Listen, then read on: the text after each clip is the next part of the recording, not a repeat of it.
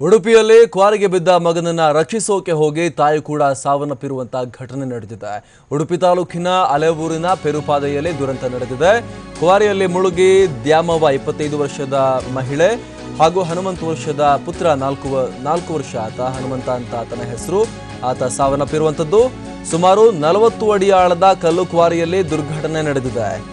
ಉಡುಪಿಯ ಅಲೆವೂರಿನ ಪೆರುಪಾದೆ ಉಡುಪಿ ತಾಲೂಕಿನ ಅಲೆವೂರಿನ ಪೆರುಪಾದೆಯಲ್ಲಿ ಆಗಿರುವಂತಹ ದುರಂತ ಇದು.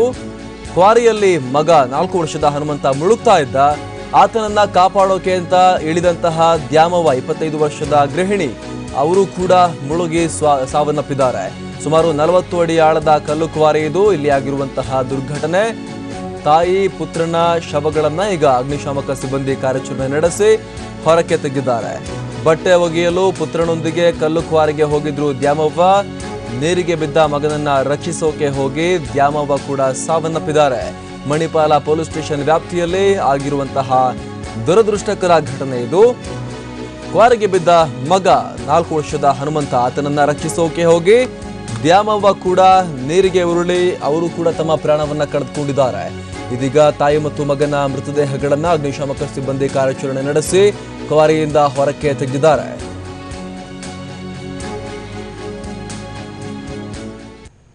ಈ ಬಗ್ಗೆ ಮತ್ತಷ್ಟು ಮಾಹಿತಿಯನ್ನ ಕೊಡ್ತಾರೆ ನಮ್ಮ ಪ್ರತಿನಿಧಿ ಯೋಗರಾಜ್. ನಿಜಕ್ಕೂ ಕೂಡ ದುರದೃಷ್ಟಕರ ಘಟನೆ. ಹೇಗಾಯ್ತು ಈ ದುರಂತ?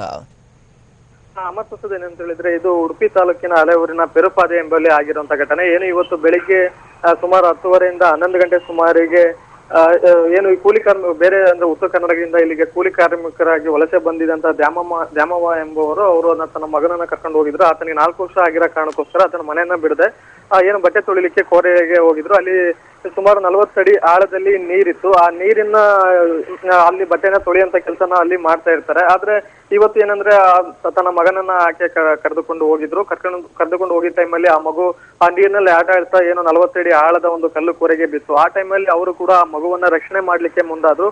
ಆ ಮುಂದಾದ ಕೂಡ ಅವರು ಕೂಡ ಕಾಲಿ ಜಾರಿ ಆ ಕೋರೆಯಲ್ಲಿ ಬಿದ್ರು. ಯಾಕಂದ್ರೆ 40 ಅಡಿ ಆಳದಲ್ಲಿ ನೀರು ಇದ್ದಿದ್ದ ಕಾರಣಕ್ಕಾಗಿ ಅಲ್ಲಿ ಏನ್ ಮಾಡ್ಬೇಕಂತ ಹೇಳ್ಬಿಟ್ಟು ಆಕೆಗೆ ಗೊತ್ತಾಗಿಲ್ಲ. ಮತ್ತೆ ಆಕೆಯು ಕೂಡ ಈಜು ಬರ್ತಾ ಇರಲಿಲ್ಲ. ಇದರಿಂದಾಗಿ ಏನಂದ್ರೆ ಆ ಮಗುವನ್ನ ರಕ್ಷಿಸಲು ಹೋದಂತ ತಾಯಿ ಕೂಡ ನೀರ್ಪಾಲಾಗಿದ್ದಾರೆ. ಏನು ವಿಶೇಷ ತಿಳಿದಂತೆ ಅಗ್ನಿಶಾಮಕ ದಳ ಸಿಬ್ಬಂದಿಯವರು ಕೂಡ ಸ್ಥಳಕ್ಕೆ ಆಗಮಿಸಿದ್ರು. ಆದ್ರೆ ಅವರು ತಮ್ಮ ವಾಹನದ ಮೂಲಕ ಆಗಮಿಸಿದ್ರು ಕೂಡ ಅಗ್ನಿಶಾಮಕ ದಳದಲ್ಲಿ ಯಾವುದೇ ಮುಳುಗು ತಜ್ಞರು ಇಲ್ಲದೆ ಇದ್ದ ಕಾರಣಕ್ಕೆ ಸುಮಾರು 1 ಗಂಟೆಗಳ ಕಾಲ ಕಾರ್ಯಾಚರಣೆ ನಡೆಸಿದ್ರು. ಆ ನಂತರ ಕೂಡ ಏನಂದ್ರೆ ಆ ಒಂದು ಶವಗಳನ್ನ ಹೊರ ತೆಗಿಲಿಕ್ಕೆ ಆಗ್ಲಿಲ್ಲ. ಆ ನಂತರ ಅಲ್ಲಿನ ಸ್ಥಳೀಯ ಮುಳುಗು ತಜ್ಞರು ಮತ್ತೆ ಆಟೋ ಚಾಲಕರು ಅವರು ಬಂದು ಅವರು ಕೂಡ ಏನು ಆ ಕಲ್ಲು ಕೊರೆ ನೀರಿತ್ತು ಆ ನೀರಿನಲ್ಲಿ ಈಜುತ್ತ ಅವರನ್ನ ಏನಂದ್ರೆ ಆ ಒಂದು ಮೃತದೇಹಗಳನ್ನ ಹುಡುಕಿ ಹೊರ ತೆಗೆದ್ರು. ನಿಜಕ್ಕೂ ಕೂಡ ಇದೊಂದು ಹೃದಯ ವಿದ್ರಾವಕ ಘಟನೆ. ಯಾಕಂದ್ರೆ ಆ ಒಂದು 4 ವರ್ಷದ ಮಗು ಮತ್ತೆ ದ್ಯಾಮವ್ವ ಅವರು ಸತ್ತ ನಂತರ ಅವರ ಕುಟುಂಬದವರ ಆಕ್ರಂದನ ಮುಗಿಲು ಮುಟ್ಟಿತ್ತು ಅಂತಾನೆ ಹೇಳ್ಬೋದು. ಅಮರ್ ಪ್ರಸಾದ್. Thank you Yogaraj.